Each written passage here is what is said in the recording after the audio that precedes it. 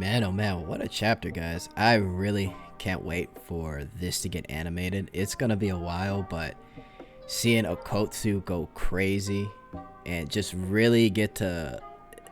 I mean, honestly, these guys are pushing him to his limits, and they're obviously all special grade level. But the fact that he's got to take out Rika, I mean, it's about to be a game changer. And it's funny because Igori at the end of this chapter, he kind of mentions, you're not the one I was looking for. This is why I can't have my fill, essentially. And, well, he's about to find out. He's a limitless pit of curse energy. But, yeah, what's up, guys? So we got chapter 177 of JJK. And, man, this chapter delivers, right? And at the beginning, we start off learning a little bit more about Iguro. And, he kind of... This was an interesting analogy, and I want to read it. So he said, would you tell a child with a delicious meal in front of them to quiet down and eat slowly? Should I not? That's true. Perhaps I made a poor analogy. Essentially saying, like, if I'm enjoying something so good, like, would you tell me to slow down a bit and stop? And, that's essentially the type of person he is. He's fought all types of people. He's met a lot of great people. And he's always had regrets, right? And his regret is, quote unquote, in a sense, he never got his fill. He always had this vagueness of, or this emptiness of never being satisfied, right?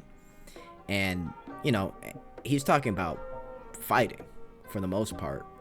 Him being from the Heian era, all they did was everything cursed energy, right?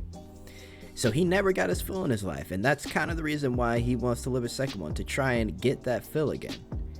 He talks again and says, like the cigarette, after smoking it for a while, there's a touch of sweetness to it, but in my entire life, there was no dessert. So he got his he got his appetizer, his breakfast, his entree, but he never got the dessert. He wasn't full, right?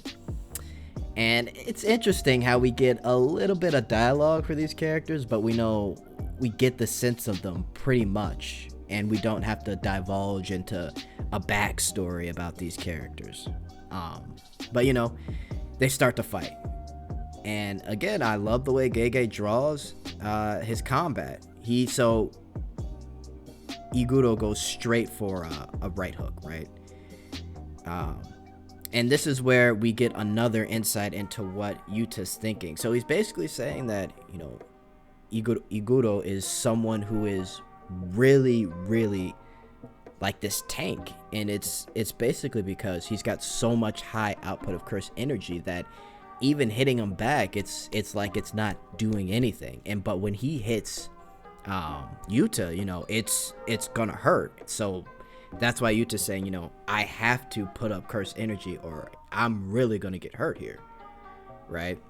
And so I find this part cool here. But they're about to clash, like back kind of shoulder to shoulder here. And we get a little inner monologue from Iguro. He says, what's there to be unsatisfied with? Don't you get it? And we see them clash shoulder to shoulder, right? And he says, because I've never been full. That's why I'm unsatisfied. And we see it's so powerful that the shockwave basically kind of leaves a crater, but it's so powerful on Iguri's side, right? That it sends Yuta flying, and he's going building to building here. He's rolling, and Iguri isn't wasting any time. He runs, he jumps, right, upside down and does a granite blast. Crazy move. Then we see Yuta block it with his bare hands, and Iguri notices that. He's like, he deflected it with his bare hands, and then Yuta quickly goes in to punch him right in the face, right? And then we get, are you my dessert, Okotsu? So already they're getting into it, right? This chapter is going crazy already. But we see Yuta get flown back from another blast by Iguri, right? And then we see Yuro Takako come back into the fight. Now, last chapter, I said Like, her power is similar in a sense to Whitebeard. It doesn't have the same effect where there's a bunch of tremors on the ground or on the earth. It's strictly the whole sense of how Whitebeard would grab the sky, or how he would punch the sky and it would crack, right? For her, it's a similar thing, except it's all from the sky, if that makes sense. So if we go down, right, we get some inner monologue from Yuta, because now get this, he's observing everything really intently. Like, he's really good at observing what they're doing. And he explains, and I thought this was a great explanation about what she's doing. That move wasn't aimed at a person, but rather at the surface of the sky. So she's pressing against the sky ever so slightly, like cracking a thin layer of ice while trapping the opponent. And then we get the name of the move, Thin Ice Missile. So she slowly, she basically presses against the sky, cracks it, and that crack in the sky creates this force that essentially pushes Yuta. Like, you see this the shock blast goes straight towards Yuta, and he gets hit right into some glass building there, right?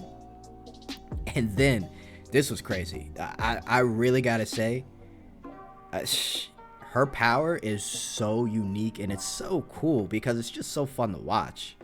It's unfortunate that to me it's unfortunate that she isn't like a main character per se, or it would be unfortunate if she were to die in later chapters, because I feel like that's what's gonna happen, because that's how cool of a design and a character she is, to me at least, right? So she says, Igori says, "Get out of my way, you disgusting woman," and she takes the blast. We see her grinning, "Shut up, dickhead," grabs the sky behind her, starts to spin around. And then we see the blast literally do a 90-degree angle and then start to circle around her multiple times. And then the blast gets diverted as she lets go. And it hits Igori direct, right? And this is getting crazy, guys. So we see Yuta get up. He's injured. Igori says, "Reverse curse technique is hard to deal with, but it takes a lot of curse energy. He's been hit with attacks from Kuroroshi, Udo, and I," meaning he's been using it every time. "At least we see the bottom, or at last we see the bottom of your curse energy, Okotsu."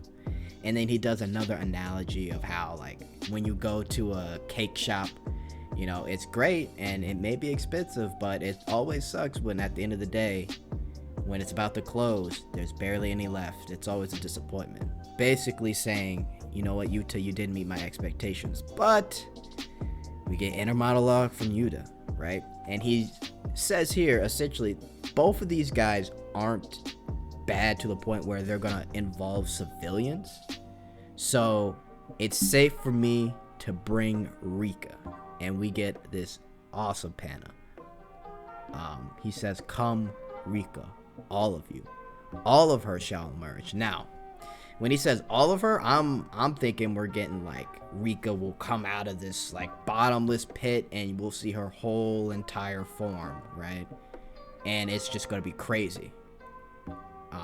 So this next chapter is gonna be nuts. It's gonna be like volume 0 Rika just coming out of nowhere, and just all of her emerges. So he's about to see, Igori is about to get his wish for this bottomless pit that is so unsatisfied. He's about to get satisfied, because this next chapter is going to be crazy. But again, this chapter right here, honestly, it was fantastic. This arc has been great, man. We've gotten a lot of great fights, and we still don't know exactly what Kenjaku is going to do. But for now, this whole special grade battle, because these guys are definitely special grade. And a little side note, I completely agree with Gojo. I really do think there needs to be some new grades, because special grade is starting to fill up really quickly. And me personally, I think Maki's a special grade. Megumi is basically knocking on the door of special grade. Yuji is just about there. Like, it's getting interesting. But yeah, let me know what you guys think in the comments. I'm getting off on a tangent.